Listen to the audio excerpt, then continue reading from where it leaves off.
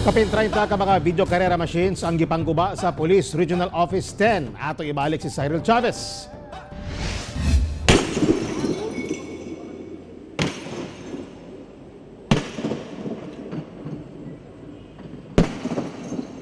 Gipangunahan ni Police Brigadier General Rolando Anduyan, Regional Director sa Pro-10, ang pagguba pinaagi sa pagmaso sa 39 ka mga video carrera machines nga ilang nakumpiska gikan sa mga operasyon batok ilegal nga sugal. Nakumpiska ang mga video carrera gikan sa Taguluan, El Salvador City, Upol ug Hasaan. Dunay dakong epekto sa mga kabatan-unan ang ilegal nga sugal tungod posible usab silang maimpluwensyahan sa mga drug personalities nga nagatambay sa mga pasugalan. Ngayon, the whole Region 10, wala ka na makita.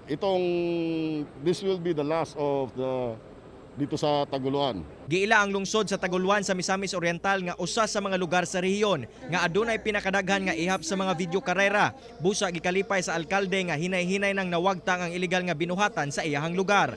Ayaw na gyud mo paghimo ni ini nga mga klase sa activities tungod kay dako kini namo nga gikondinar o ako kining gisuportahan pag-ayo ang kaliyukan sa PNP nga masugpo kini nga matang sa mga illegal activities. Nagbahad usab si Anduyan sa iyang gisakupan nga nalambigit sa mga ilegal nga binuhatan. Siguradong manubag gayud sila sa balaod. Pulis nga pandawat kay mao man ay kuan mga tawo di butugan kay dinatugan kay useless man god.